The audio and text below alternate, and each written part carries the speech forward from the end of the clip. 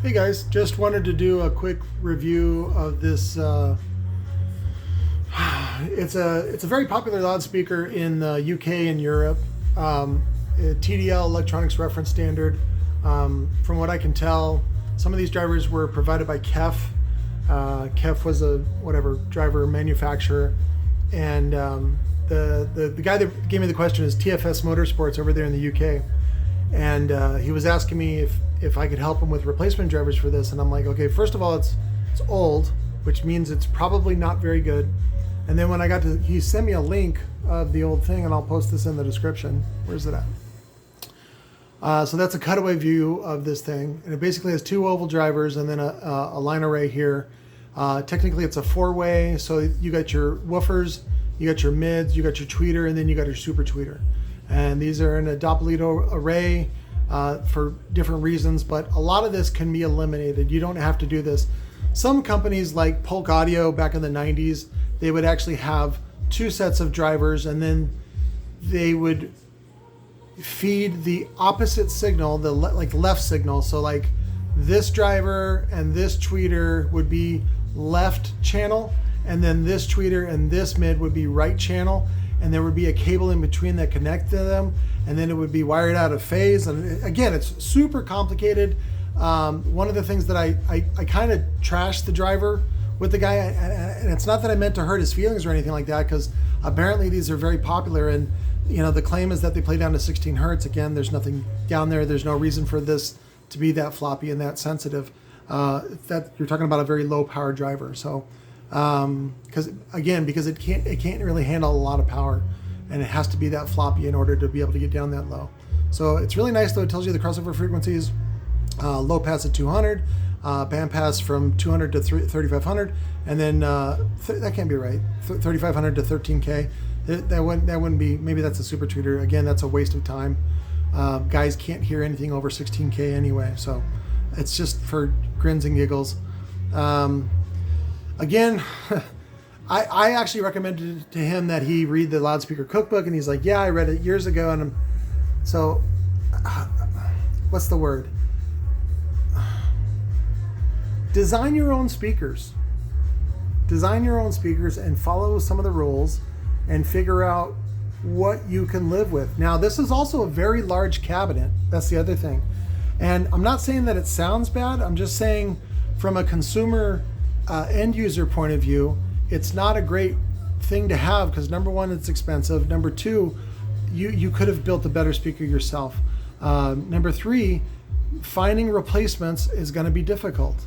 And then even if the company, like smaller companies like KEF, and some of the other ones that the Altec Lansing guys came up with, I forget the names of those, Cambridge Soundworks and those types of guys, those were all outsourced anyway. It wasn't like they made anything special. They were just designers at Altec Lansing, and then they went off and created their own companies, which is good for them. But again, they kept some of the bad habits, which is make things proprietary so that they have to come back to you for parts. Now, as basically end users, right? None of you or most of you are not designers or engineers or things like that. Do it for the love of it. Do it for the common sense. Do it to save money. Do it to make this thing as serviceable as possible for as long as possible, right? Because you really just want this thing to perform for years and years and years without really thinking about it. That's my goal, okay? And that's why I design and engineer the way that I do. And I find that designs like this, and then basically anything from Bose, is really just about revenue stream and really about tricking the end user into, number one, overpaying, and number two, keeping them overpaying for longer, right? Now, some of that may be funnel related, and when I say funnel, what I'm talking about is a marketing funnel, meaning like out of every 10,000 people that you come across, only 5 or 3 is going to actually be a buyer. That may be a different way to market, and that may be your strategy. I don't recommend that strategy, but again, that may be your strategy. And so for that, you want to come across as many people as possible, and that would include traditional advertising and methods like that in order to attract attention to your product. So again, I don't want to go that route. I'm not into it for the money. I think everybody should have really great hi-fi for really cheap, and then it lasts 20, 30 years. That's my goal. right? It is to make really great sound ubiquitous. I make it as cheap as possible. So, but I'll post these links and you guys can check these out. The whole world of home hi-fi gets really goofy. And, you know, like I've mentioned it several times, which is that Audio Bullshit forum. I'll put a link to that as well in the description. Audio Bullshit on Facebook. They make fun. There's people that make fun of, you know, these idiots that it's not, the marketing companies and the selling companies are not idiots, but the people that buy them are. And that's a hard thing to own up to. It goes back to the same that I posted that TikTok on my posts. The girl was talking about how basically what we realized was that college is not only just a scam, but it's a cult, right? Because people who join it and believe in it, same thing with lawyers, realtors, and doctors and things like that. They earn this status, or they think they earn this status in society, and then they act like they want to be better than everybody else. And in order to do it, you have to suffer the same way that they suffered. And that's not true at all.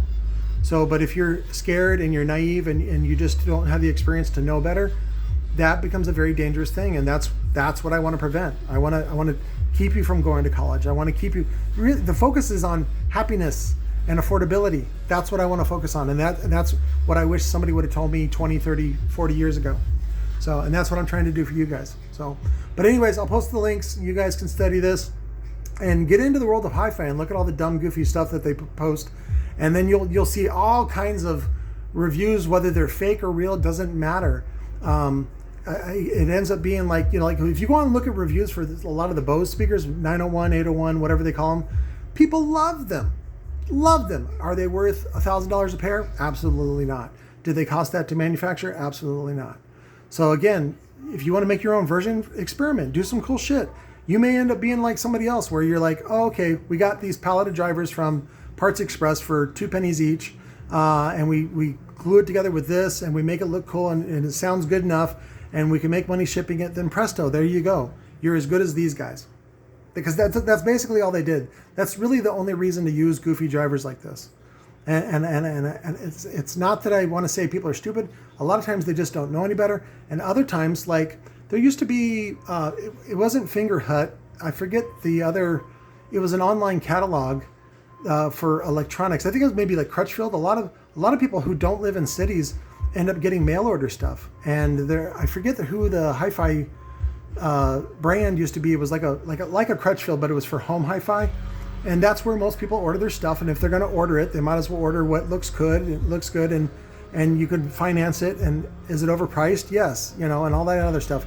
That's why I'd rather, for me, I go, why buy a $3,000 pair of speakers when you can make them for under $200? To me, that sounds way better. And then if somebody likes my work, then yeah, then I can go and do that. Again, the whole point is to have a life of fun and enjoyment, to enjoy yourself, to live your real life instead of working all the time and trying to live up to other people's expectations. Again, that's my philosophy, and that's what I try to aim for. And if I can help you guys do that, then I win. That's how that works. But I love you guys. I'll talk to you later. I'll do some more videos. I've just been really busy packing. I got like a lot of orders. In fact, it's almost 5 o'clock, and I still haven't even started packing. So I love you guys. I'll talk to you later.